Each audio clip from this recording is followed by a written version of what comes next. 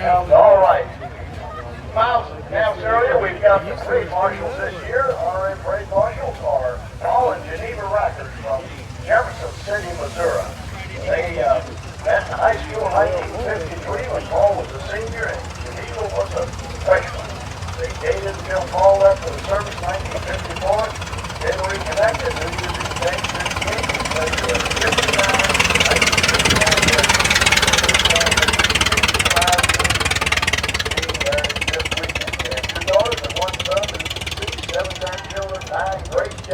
and 2 great-great-grandchildren. Both of them have been extremely active with our show for a number of years. They're just a fine couple, and it's nice to see somebody that's been married a long, long time. We're very thankful to have them here with us and all the work they've done to be with us. Give them a nice round of applause.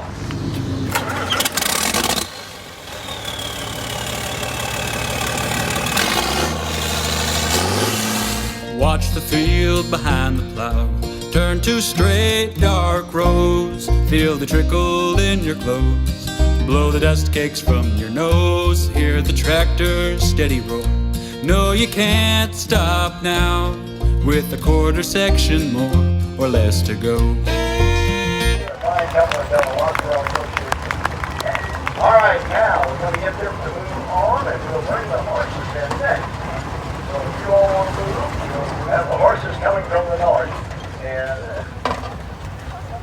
Neil is going to tell us about the horses we have today. I think we've got them at least 2 teams. 3? Oh, that'll be wonderful. Thank you. All right, sir.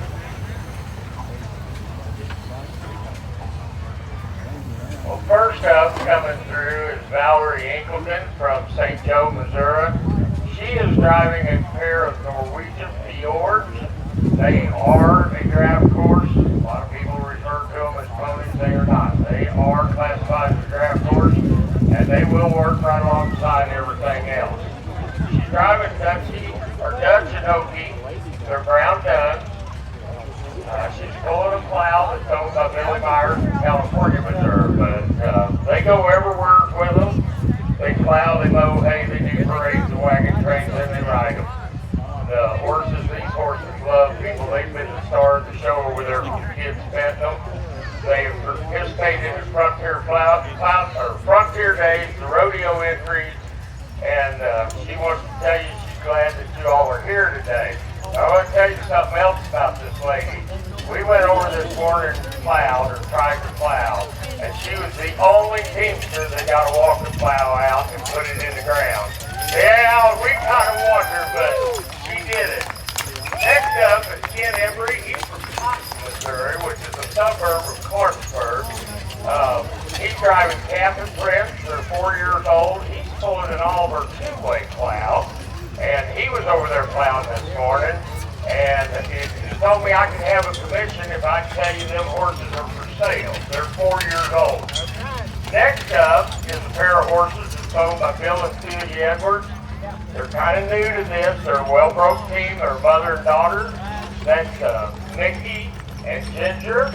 Rod Malco from Urbana, Missouri is driving them, and his sister's on the left, and Josie. Josie is a hitch driver for Budweiser Clydesdales over here, and she's come over to help. And we now know they don't like steam engines. You want to turn them around, bring them back the other way, Rod? Nope, we're going to go by the steam engine. This is the young horse. The daughter is on the left. And I'm telling you, steam engines, as quiet as they are a horse's worst nightmare. But we've got by there, everything's good. We're going to go plow again about 2:30 or 2:45 and we'll see what we can do for you. Thank you all for coming. Thank you. Always good to have the horses with us. Gives you a chance to see how agriculture began and how it worked for centuries. I have a question. What's it over from the handler? All right, we're going to get next generation. That's the steam engine. This one is a 1911 horse, 190 years.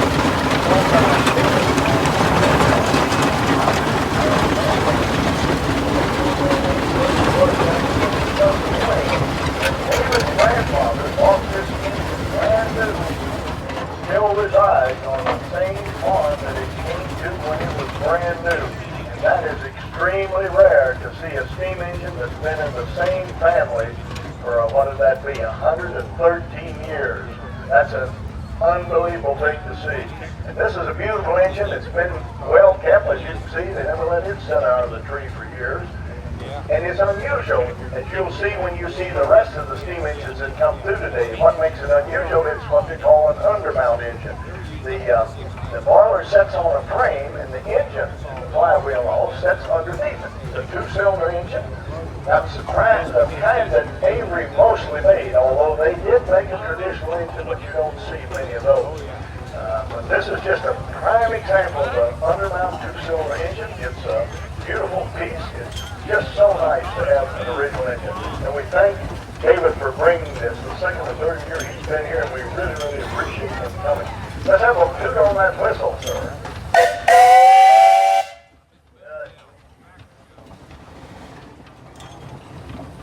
Well, we're going to get a little different looking engine up here now. This is a 1917, 20 horse Harrison Jumbo engine. They were made in Boonville, Illinois.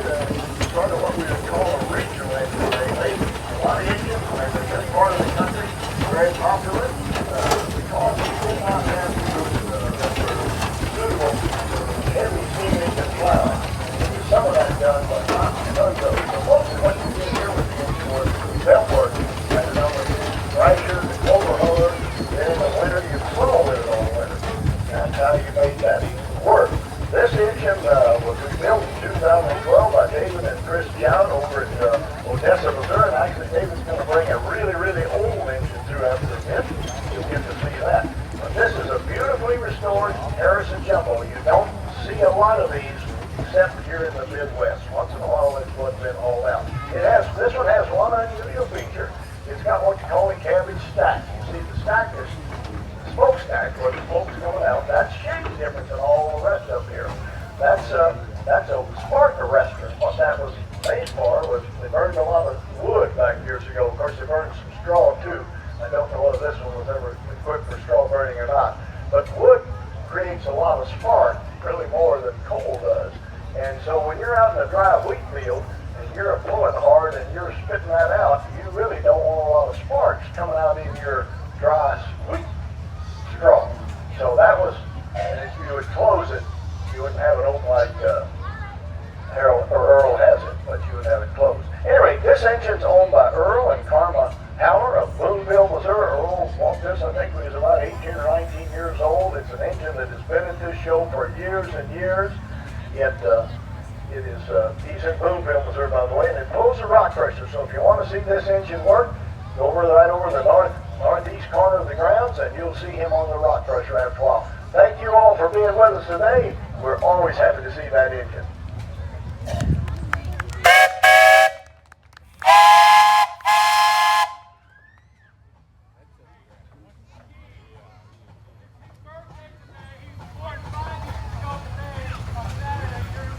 Oh my, this little young man in the red t-shirt with the bib overalls, he's 5 years old. Let's give him a round of applause and say happy birthday. Happy birthday, young man. I hope you have a good one. Harrison, Now, when you get a little bigger, son, you hammer on your grandfather for that steam engine. You ought to leave that to you. That ought to be your steam engine. Oh. Giving away Earl's property, that's not too good, is it? Well, all right, coming up now, we've got a little different engine. Steam engine manufacturers back years ago were kind of like car manufacturers were in the same period. There were a lot of manufacturers all trying to perfect perfect steam engines so they could corner the market. Well, one year to get more of the other, we'll talk about it in a minute. But all of these were popular in the whole business. It was a 1925 Hart-Parr Russel steam engine. It's owned by Wyatt of Baxter, Minnesota. This engine's got interesting history. It's a local relatively big engine. It was bought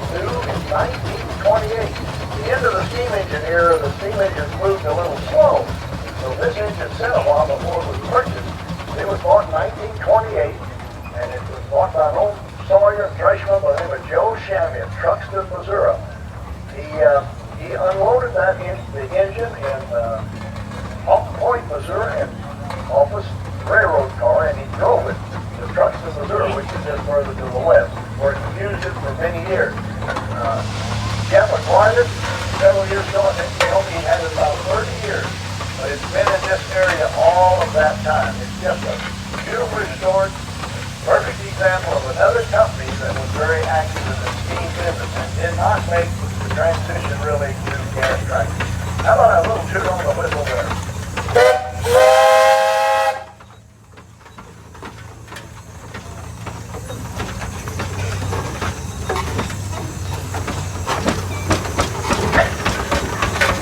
Alright, now we're going to see the limiting. This is a JIT engine, and on the case was the one that always made the transition from steam to gas tractors very well. This engine is a 50 horse. It's a 1920 50 horse steam engine. It has been in our show truck off owned by Brian and Lisa Sheppard, and they got it in the late 80s. This engine was originally purchased new in Aaronsville, Illinois, in 1920 from the R.R. Long plant in that town. He used it right till 1946.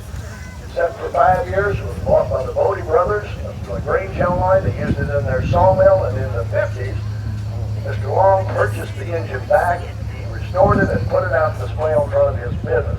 64, it was sold to Gerald Blakely of Springfield, Illinois, who took it to the Pinckeyville and the Jacksonville, Illinois shows until about 1970, when it was sold to Emil C-Snap, a little Fallon, Missouri, who left it to his nephew Elmer, who actually brought the engine to the show here in the mid-1980s. Brian and Lisa bought it, as I said, in 1998 from Elmer. They restored it over the next 2 years, and they have shown it ever since. JIT is an interesting company, because not only did they make the transition from steam to gas tractor, but they also were credited with producing more steam engines than all the other, at least they claimed it. That they built more steam engines than all the other manufacturers put together. I don't know if that's true, I've never counted them, but that's what they like to claim. But this engine's a prime example of all the engines they built except their biggest. And they all look just like this. They were either smaller or bigger. All right, what else have we got now? Oh, here we come.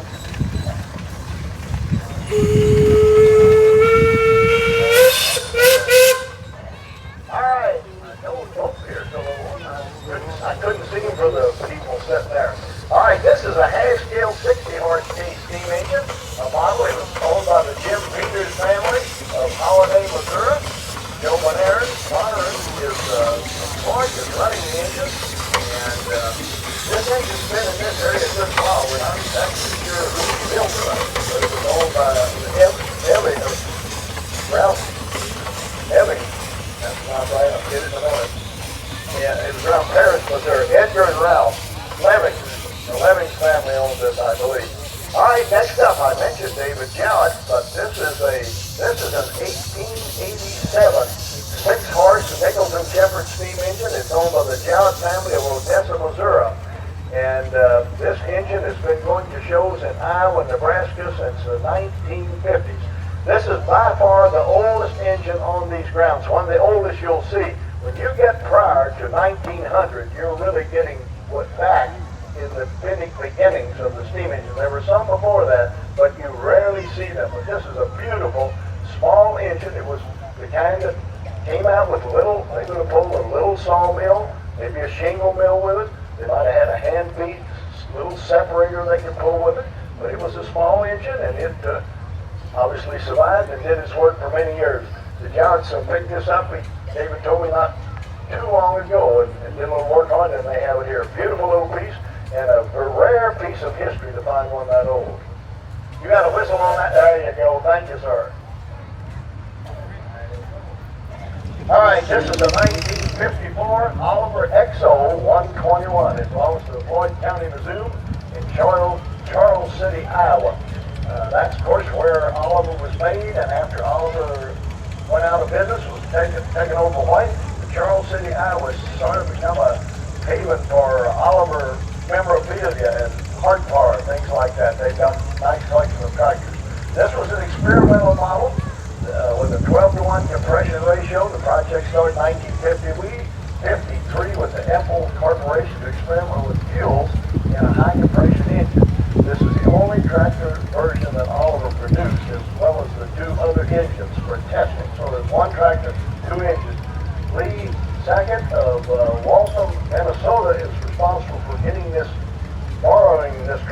from the Floyd County Museum and bringing it to us, and we're extremely happy to have it.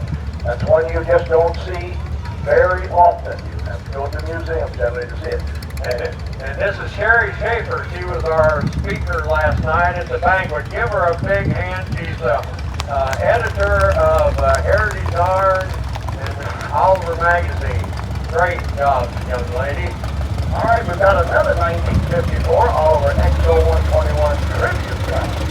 David Coningsville of Nichols, Missouri. Recreation is the recreation of the one of the three original engines. The tractor is not original, but the engine is one of the original tractors. It's a tribute tractor that looks just like the original. Beautiful thing. All right, we got what? A Cletrac now, Miles, of military. Oh, we're going to go to war. 1940. M1 military Cletrac.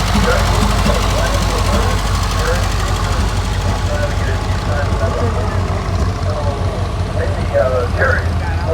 Yeah, Jerry Lukey. Beautiful piece. I tell you, you don't see many military pieces like that. If you buy that one for me, he's going to drive it to my house. Boy, that's a deeply color kind of stuff here. Help you here, Mom.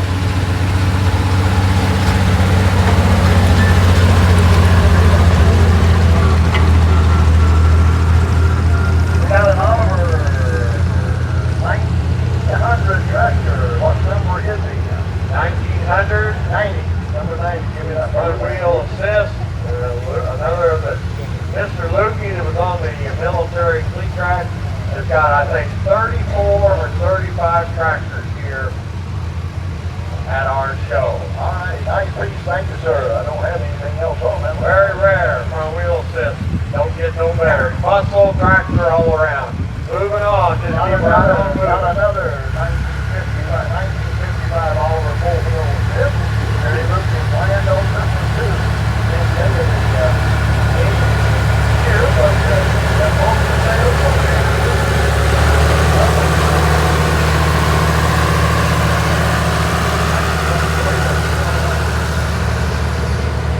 The first tractor there, I think, had a Cummins transfer in it. Now, these are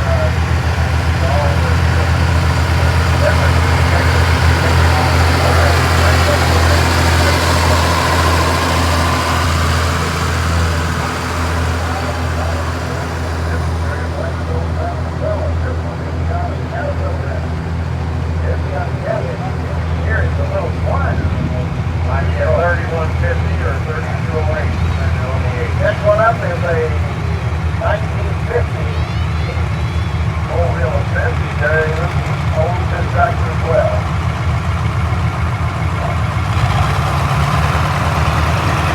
Those awesome Jerry.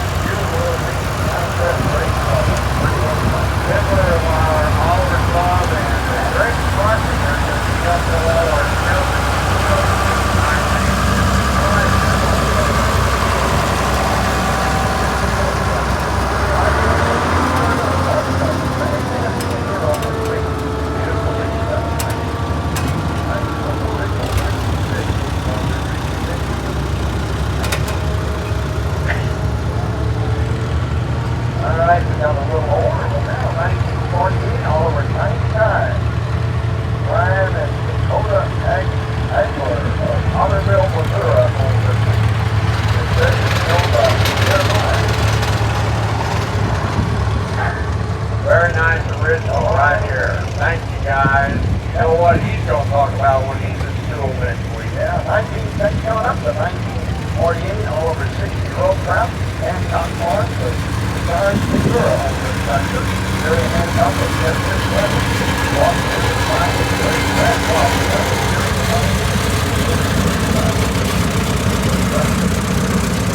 And the tractor will walk 5 miles farming. New one. Okay, Thank you, Tony. All right, we got a 1962 Oliver 1600 diesel, utility diesel, Hancock Farms, Missouri. Only Hancock is showing in. And it's first year for $1,600. Nice, thank you, sir.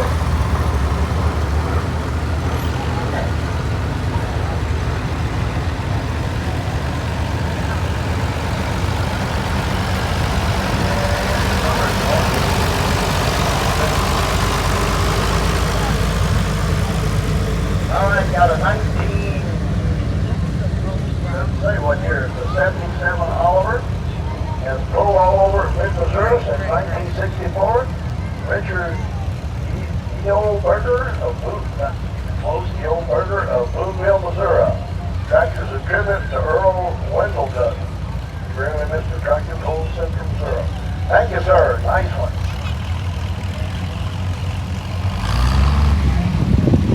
All right, 1961 550 Oliver, Charles L. Brand, Ellen Brock of Liberty, founded of first time.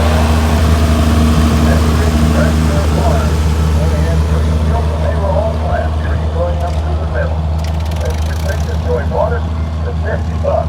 Looks like he did a pretty good job with it for $50. Probably got another $1.50 more in it. Oh, we got a little Oliver Trawler, 064. Oh, that's the one from Pennsylvania. Got that card on that one, 71. This is a 1963. Oliver 064. Altrac. Going upward, man. Car from Pennsylvania. Fine. Old Oliver. Wayne Austin. Going 1961 Oliver OC full crawler. Salt note. That's no commercial. With a 3-point hit. That's controlled by Russel and added a diesel. All right, next up, 1966.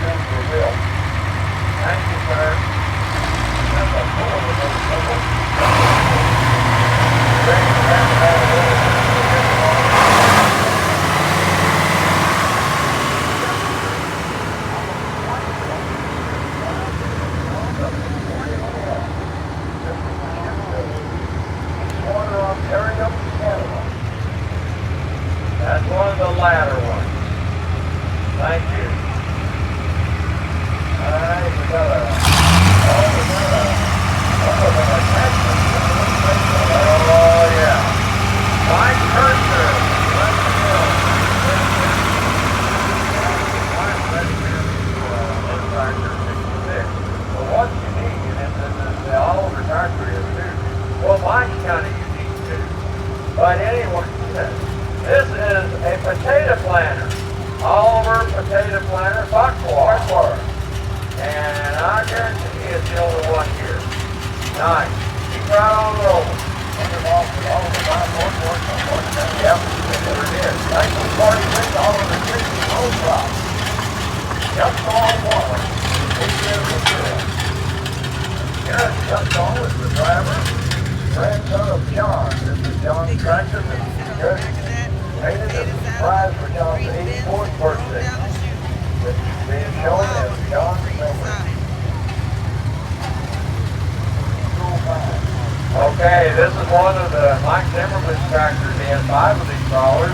This is Wendell Zimmerman, a grandson of mine. And it is a, go ahead. Well, no, it's an H.G. Oliver, and it's a 45-inch track. Okay, next. It's an OC3 Oliver. It's a 1956.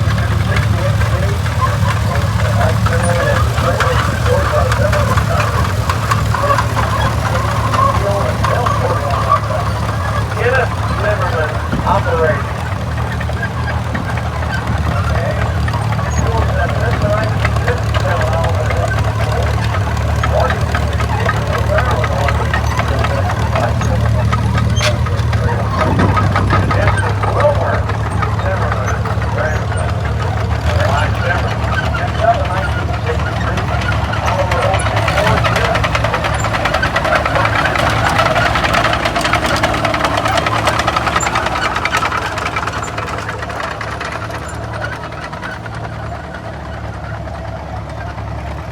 This is the Zimmerman Oliver Cletrac dealer in near Lancaster, Pennsylvania. He's the man that advertises, and Mike's second cousin, I think. And he's in from all the way from Pennsylvania. Let's give him a nice, warm, but thorough welcome. It's a 1959 Oliver OC60 style. Decent. Mike Zimmerman owns this tractor too. Brad was Zimmerman, operator, and his was This is Don.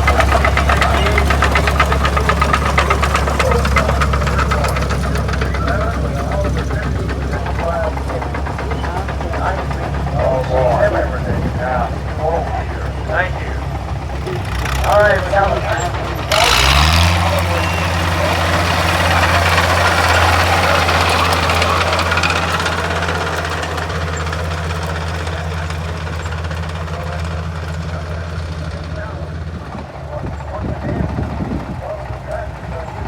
Thanks to wheelbase long. Thank you, sir. Very nice. All right, we got a 2150 now. This is a 2150 four-wheel assist. Gary Lewis, Wyatt, Missouri. Thank you, Looking good. Looking good. Look at them factory front weights on the front end there. Yeah. Next up, we got an 1850 Cockshutt. Another one of Jerry Lewis' tractors. The short on information on them, but they're for sale, and if you're interested, go back Jerry and get all the information on these tractors. Next up is a 19